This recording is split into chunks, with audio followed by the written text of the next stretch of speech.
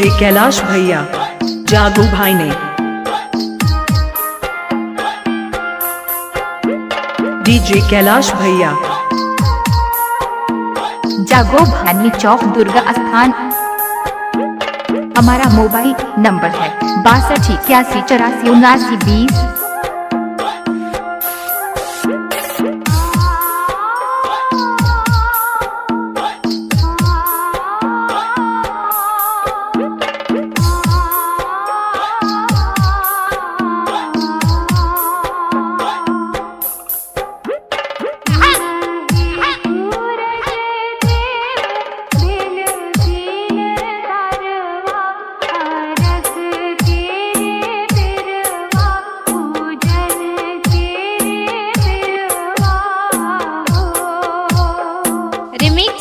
Remix wide.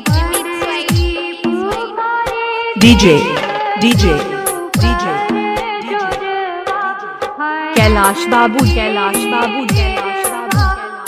जागो भाई ने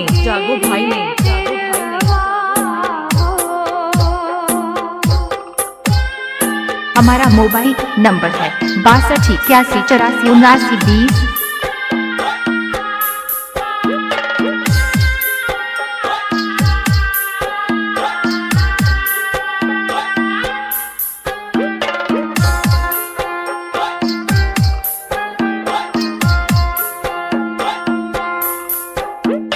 डीजे कैलाश बाबू जागो भाई ने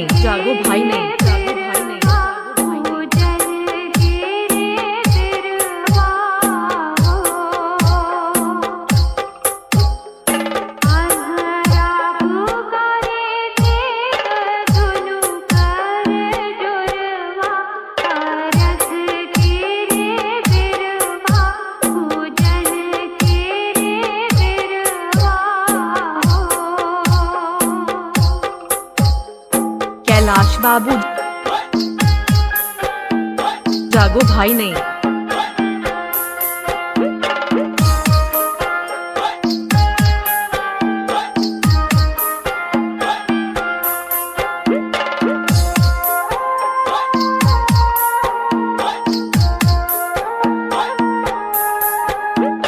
डीजे कैलाश बाबू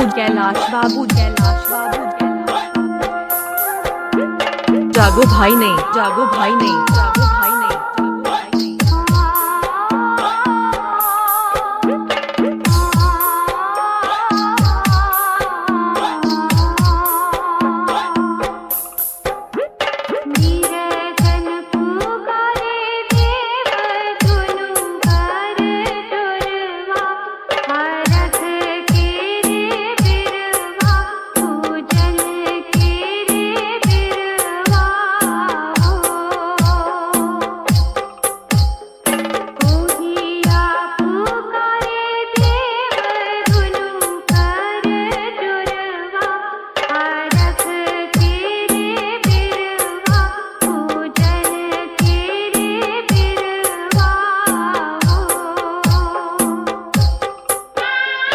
मिक्स बाय डीजे कैलाश भैया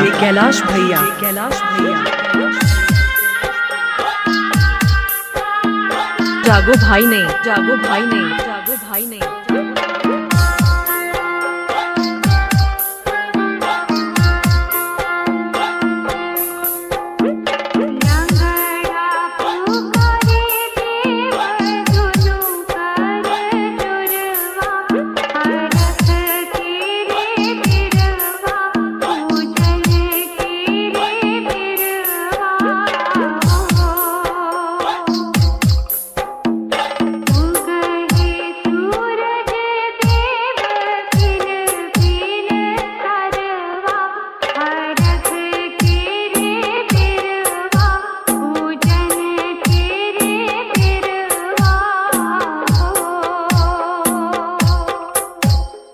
डीजे कैलाश भैया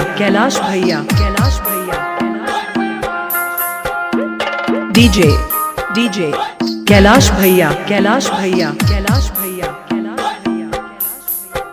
जागो भानी चौक दुर्गा स्थान